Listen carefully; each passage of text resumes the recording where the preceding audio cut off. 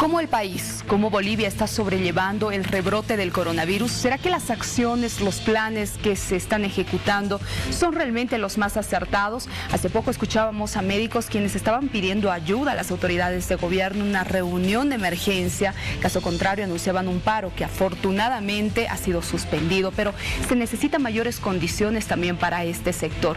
¿Qué pasa con la población y las medidas de bioseguridad? Hoy vamos a hacer un análisis de todos estos temas y estamos con el doctor Aníbal Cruz, ex ministro de Salud. Doctor, qué gusto verlo, qué gusto saludarlo, bienvenido.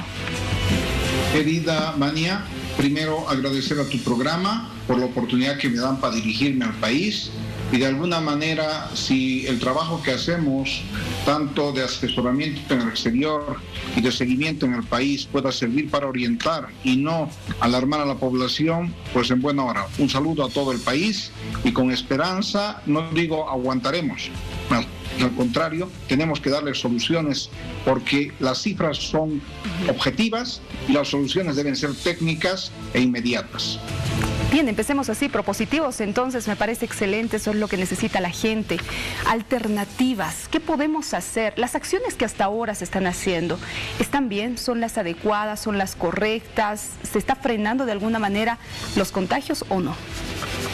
Creo que es importante hacer un análisis de todo lo que ha pasado en el comportamiento de esta pandemia. Si me permites compartir imagen, voy a comenzar con esta curva de evolución del COVID. Y en esta curva de evolución del COVID nosotros podemos ver claramente cómo se ha comportado la pandemia. Si tú ves, por ejemplo, Vania, nosotros tenemos de que comenzamos el 10 de marzo y vamos subiendo hasta llegar a un pico máximo el día 2, con 2.031 casos el 20 de agosto. Pero fíjate, hasta el 10 de abril, en la época en la que yo dimito, prácticamente habíamos tenido solamente 270 casos, pero esta imagen que tenemos acá corresponde a una cuarentena rígida, corresponde a un cierre de fronteras y corresponde también a que se rompió la cadena de contagios en muchos lugares. Yo decía 28 días de silencio epidemiológico en Oruro. Pero sin embargo, después comenzamos a hacer un reblandecimiento de este proceso y ahí tienes la curva de ascenso. Esta curva ha tenido un pico máximo el 20 de agosto con 2.031 casos y posteriormente tú ves cómo va bajando durante un mes y medio hasta llegar a una meseta donde tenemos inclusive días que no tenemos casos contagiados, sí. Pero sin embargo, esta vacación que tenemos es de un mes y medio más o menos, y en fecha 10 de diciembre comenzamos el ascenso. Mira, muy rápido, en menos de un mes hemos alcanzado 2.573, el pico máximo que hemos tenido hace 4 días. ¿Qué quiere decir? Es de que tenemos que aprender lo que esta enfermedad nos va enseñando día a día. Nadie conoce la receta perfecta ni nadie es dueño de la verdad. Nosotros tenemos en los diferentes continentes y países comportamientos distintos que tenemos que coordinar con la situación de comportamiento. Primero, decir de que para manejar esta pandemia se ha comprobado en los países que éxito tienen en los números de casos. Primero, de que existen fases, la fase de importación, la fase que tenemos de importación de casos, la parte del contagio local, la parte del contagio comunitario, posteriormente la desaceleración, y a seguir de la desaceleración tenemos nosotros la meseta, y posteriormente hemos tenido una primera ola que hemos demostrado. Ahora estamos en una segunda ola que está siendo mucho más aguda y en otros países como Europa ya están viviendo la tercera ola y en el Japón están en la cuarta ola. Doctor, ¿qué quiere decir? Que tenemos que tener 4 pies en esta mesa. Antes de que me dé a conocer estos 4 pilares importantes que usted señala, y si volvemos al cuadro, por favor, anterior, porque realmente preocupa. Mire, en la primera ola, en el pico más elevado, hemos llegado a 2.031 casos. En esta segunda ola ni siquiera hemos llegado al pico todavía y hemos superado esa cifra, doctor. ¿Y a qué va mi pregunta ahora? ¿Este virus es más contagioso? ¿Ha mutado? ¿Es más agresivo? ¿Por qué hay más contagios? Lo que tenemos conocimiento, y esto para la población, el virus indudablemente ha viajado por los continentes y ha tenido una mutación. una mutación en su estructura, en la parte de la capa o de la membrana que tiene su célula del virus, ya tiene un componente S, una proteína S, que permite que pueda entrar más fácilmente al organismo o a la célula humana y permita la replicación más rápida. ¿Qué quiere decir? Que está comprobado que este virus es mucho más agresivo, es mucho más contagioso, pero que la noticia que nos da Europa es de que es menos letal. Sin embargo, la letalidad está en base a la respuesta sanitaria que pueda dar la sociedad y el país que corresponde. Si tenemos buenos centros hospitalarios, si tenemos el personal suficiente, seguramente la tasa de letalidad no va a ser tan alta como la esperada.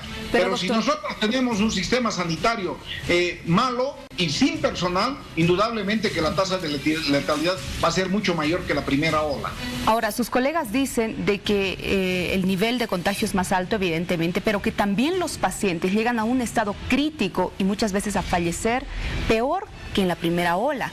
En 3 días están ingresando a terapia intensiva. Eso es lo que dicen. Explíquenos, a ver.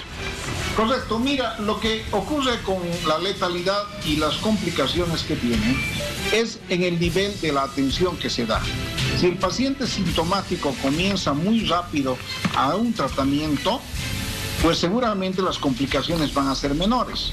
Sin embargo, la población no está teniendo la atención necesaria, porque no tenemos centros de salud que están trabajando adecuadamente, porque no tenemos el personal suficiente.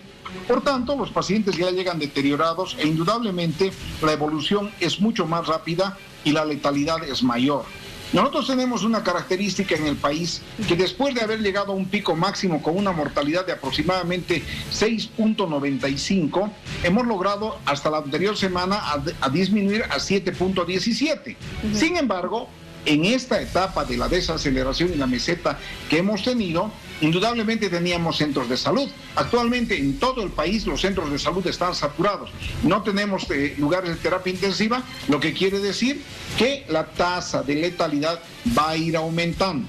No va a ser tan agudo el aumento debido a que el índice de contagios es mayor.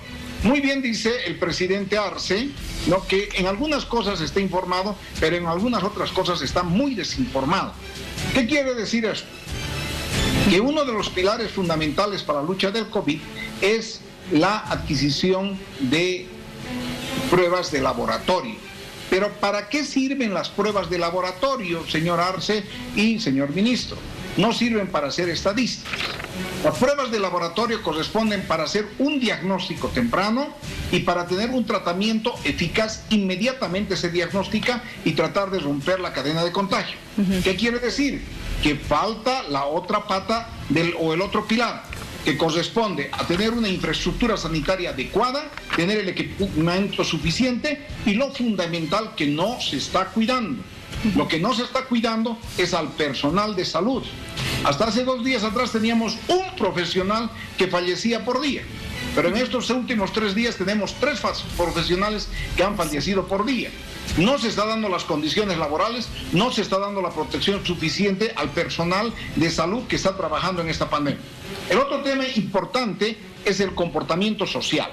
Y el comportamiento social, si bien tenemos o no queremos aceptar de que en la primera ola se han tenido medidas de contingencia que han podido frenar en relación a los países vecinos la pandemia en Bolivia, pues copiemos lo bueno y mejoremos o modifiquemos lo malo de la primera experiencia.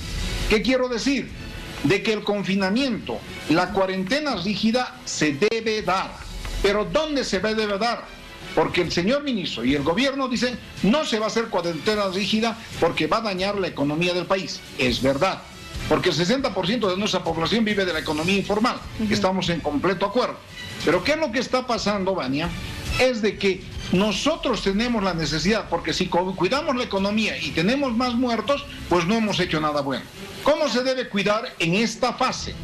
Si nosotros hacemos una cuarentena rígida en todo el país, el esfuerzo va a ser en vano, porque georreferencialmente hay lugares donde el ascenso es muy fuerte, en el caso de Santa Cruz, en el caso de La Paz, está comenzando Cochabamba. Pero ¿de qué me sirve en este momento en otros departamentos que no tenemos el ascenso hacer una cuarentena rígida? No me sirve de nada.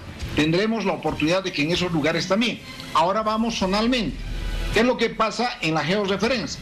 El departamento de Santa Cruz, en el área urbana de la ciudad de Santa Cruz, es donde se tiene el mayor caso de contagios. Pero hay poblaciones que no tienen ese número elevado de contagios.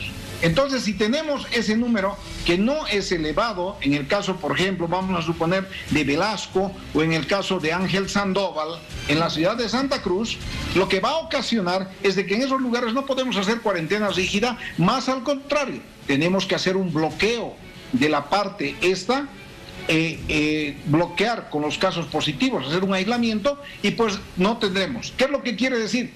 Hay un índice de riesgo municipal y de alerta temprana que debe ser activado en este momento y de esa manera proyectar. Porque mira lo catastrófico que va a pasar.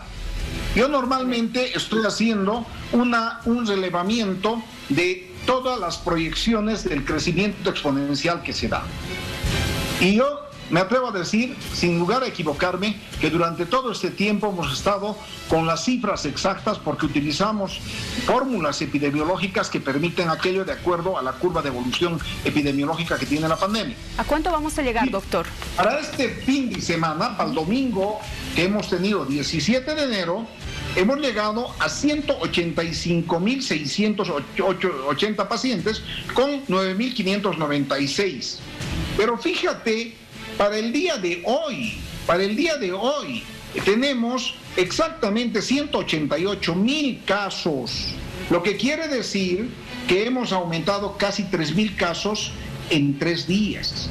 Para este fin de semana, para el 24 de enero, vamos a tener 7.000 casos más. 8.000 casos más, de 203.180 pacientes y vamos a tener 1.000 muertos si conservamos la tasa de letalidad de 5.17.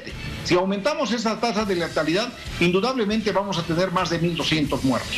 Bien. Para fin de mes, y esto quiero que vean, para fin de mes vamos a tener 17.000 casos más, 220.680, lo que quiere decir que vamos a tener 2.000 muertos más si conservamos la tasa de letalidad de 5.17, 11.400.